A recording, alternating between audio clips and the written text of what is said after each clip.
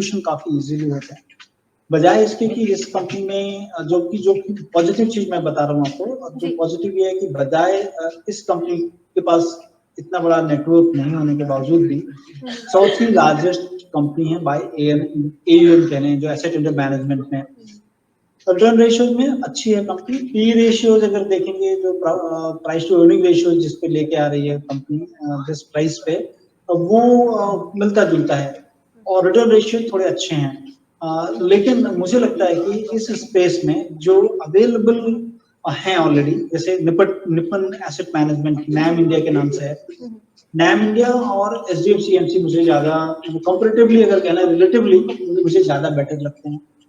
मैं कहूंगा कि चूंकि आज देखोगे आप 5.5 से 6% के करीब HDFC AMC में ब्लॉक हुआ है, इनके प्रमोटर बेच के निकल रहे हैं, तो वो एक अच्छी अपॉर्चुनिटी है इस स्टॉक में लेने के लिए।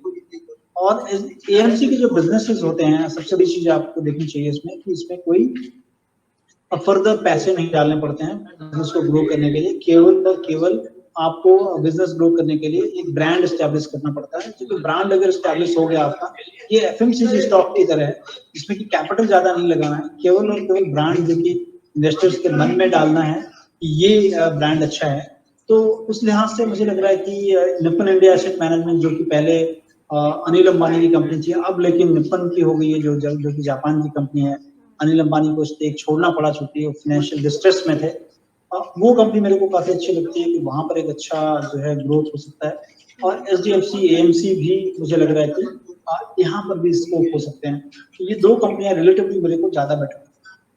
बढ़िया। तो यहाँ पर ऑल इन ऑल सर ने यही समझा दिया है कि ये इनका जो बिजनेस है वो किस तरीके से काम करता है, क्योंकि ये बहुत अच्छा किया सर आपने बताकर। बिकॉज जब भी हमारे जो व्यूअर हैं किसी भी चीज़ पर इन्वेस्टमेंट करना चाहते हैं, तो उनका बिजनेस किस तरीके से काम कर रहा है ये समझना हमारे लिए थोड़ा सा ज़रूरी हो जाता है। यहीं पर मैं मेंशन कर दूं, उत्कर्ष सिंह जी HDFC AMC पर लॉन्ग टर्म के लिए राय जानना चाह रहे थे आपसे, उस पर सर ने बता ही दिया है कि सर को अच्छा दिखाई दे रहा है। सर अभी इसमें अगर कोई एंट्री बनाना चाहता है तो बना सकता है क्या इस लेवल पर?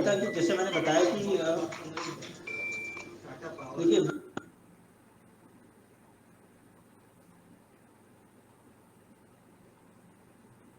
संतोष सर माफी चाहूंगी, आपकी आवाज नहीं आ रही है, एक बार वापस से दोहराएंगे?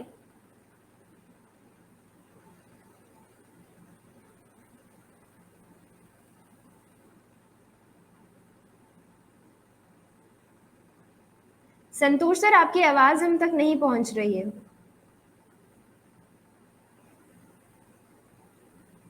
एक बार वापस से रिकनेक्ट करते हैं संतोष सर से, फिर समझने की कोशिश करते हैं कि इस पर सर की क्या राय है। ठीक है, BF यूटिलिटी पर राय जानना चाह रहे हैं। अभी आपका सवाल ले लेते हैं, राकेश पोकर जी का भी सवाल ले लिया जाएगा। जनार्दन जी बिल्कुल थोड़ा सा इंतजार कीजिए, आपका फटाफट से सवाल लेते हैं हम। संतोष सर के बाद हमारे साथ प्रशांत सावंत जी मौजूद होंगे। बहुत से हमारे जो व्यूअर्स हैं वो पूछते रहते हैं उनके बारे में, तो वो भी कनेक्टेड होंगे, तो आप उनके लिए भी अपने कुछ सवाल बचा के रखिए। संतोष सर जुड़ गए हैं, वापस से सर के साथ कनेक्ट करते हैं। जी सर।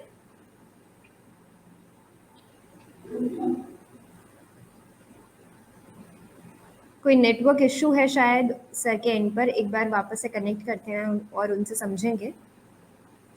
उत्कर्ष जी मैक्स हेल्थ केयर पर लॉन्ग टर्म राय जानना चाह रहे हैं, ये वाला सवाल भी ले लेंगे हम।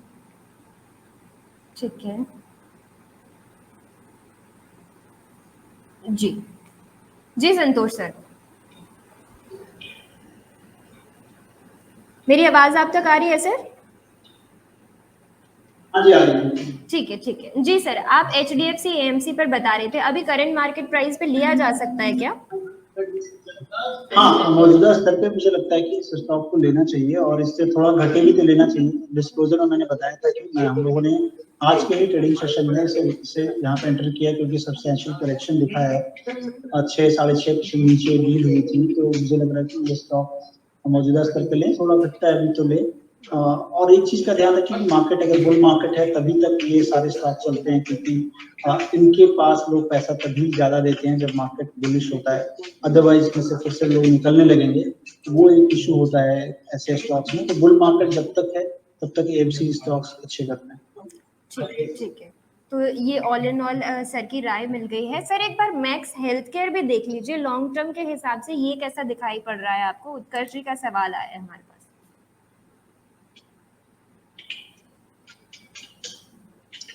मैक्स हेल्थ केयर भी अच्छा है और इसमें भी आज जो है ब्लॉक हुआ है, कि तकरीबन 7-8 करोड़ शेयर चेंज हैंड हुए हैं इसमें।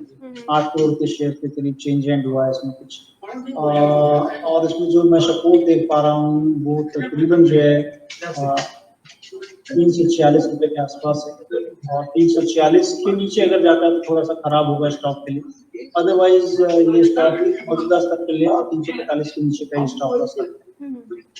ठीक है। सर जनार्दन मिश्रा जी आपसे समझना चाह रहे हैं मेरिको के बारे में, अभी ऐड कर सकते हैं क्या स्टॉक को? स्ट्रॉन्ग लग रहा है कौन से स्टॉक की बात? मेरिको सर, मेरिको।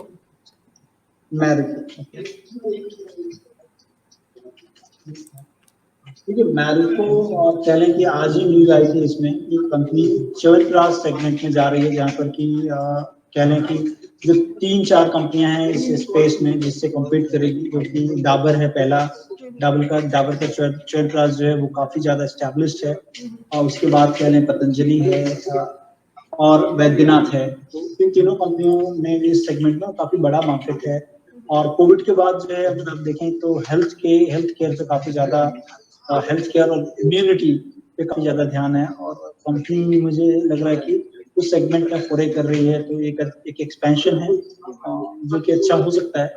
लेकिन चूंकि शॉर्ट टर्म में ये स्टॉक्स सारे काफी बढ़ चुके हैं ऑलरेडी, मार्केट को इनसाइडर्स को सारी चीजें पता होंगी, तो थोड़ा सा हो सकता है कि इसमें आपको गिरावट देखने को मिले।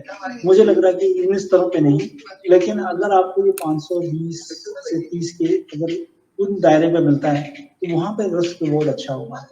ठीक, तो उम्मीद करते हैं जनार्दन जी आपको आपका जो सवाल है उसका जो प्रॉपर आंसर है वो मिल गया होगा। संतोष सर जाते जाते एक बार वापस से अपनी जो रिकमेंडेशंस है वो हमारे साथ रिपीट कर लीजिए, हम नोट डाउन कर देते हैं उन्हें। देखिए, पहले तो हमने बताया आपको HDFC AMC है, आप यहाँ पे ले लें, मौजूदा स्तर पे लें। ठीक है। और दूसरा हमने बताया था आपको अभी थोड़ी देर पहले 619-20 का भाव था, अभी 628 के भाव है IEX का, इंडियन एनर्जी एक्सचेंज। अगर एनर्जी की शॉर्टेज होगी, और एनर्जी की शॉर्टेज अगर कोविड के कारण हो रही है, तो एक्सचेंजेस एनर्जी और गैस कहने की दो हैं, और गैस अगर आप देखेंगे 9X पे गैस के दाम काफी बढ़े हैं इन दिनों, तो और उन दोनों का एक्सचेंज इनके पास है IEX के पास, तो ये काफी इंपॉर्टेंट लग रहा है कि यहाँ से एक अच्छी तेजी इस स्टॉक में हो सकती है। दो स्टॉक को ध्यान रखना चाहिए। ठीक है सर, ये दोनों स्टॉक्स हमने आपकी रिकमेंडेशन में नोट डाउन कर लिए हैं। सर एक बार लेवल्स बता दीजिए, अगर करंट मार्केट प्राइस में इसे खरीद के चलते हैं हम, तो क्या टारगेट्स इसमें हमें मिल सकते हैं? स्टॉप लॉस क्या लगा के चले सर? ठीक है, IEX की जहाँ तक बात है, मुझे लग रहा है कि मौजूदा स्तर में ब्रेकआउट है, काफी अच्छा वॉल्यूम एक्सपेंशन है, और इसमें तकरीबन जो है आपको 50 रुपए मिल सकते हैं, 620 से मतलब 670 तक के भाव इसमें आ सकते हैं नियर टर्म में। और चूंकि लॉन्ग टर्म के लिए मैं HDFC AMC कह रहा हूँ, तो आपको धीरे धीरे एक्यूमुलेट करना है, थोड़ा अभी लें, थोड़ा गिरता है तो लें। और इसमें मुझे लग रहा है कि काफी अच्छे 3,500 से 4,000 तक के भाव मैं एक्सपेक्ट कर रहा हूँ, कि अगर बुल मार्केट इंटैक्ट है तो हो सकता है इस कंपनी के प्राइस में। ठीक है सर, कोई स्टॉप लॉस जिसका हमें HDFC AMC में ध्यान रखना होगा? देखिए, बिजनेस मॉडल ऐसा है, मुझे नहीं लगता कि आपको जब तक बुल मार्केट है, मैंने क्या बोला आपको, स्टॉप लॉस तभी लगाइए निकलिए जब ये लगे कि बुल मार्केट खत्म हो गया और बहुत बड़ा मुहिम हो रहा है मार्केट में, तब आपको निकलना चाहिए इससे। अदरवाइज जो है आपको इस स्टॉक को होल्ड करके। ठीक है, ओके, ठीक है। संतोष सर बहुत बहुत धन्यवाद आज के शो में हमारे साथ जुड़ने के लिए और अपनी रिकमेंडेशंस शेयर करने के लिए, साथ ही साथ हमें इतने अच्छे से हमारे जो सवाल हैं उनके जवाब देने के लिए। Thank you very much. Thank you so much sir.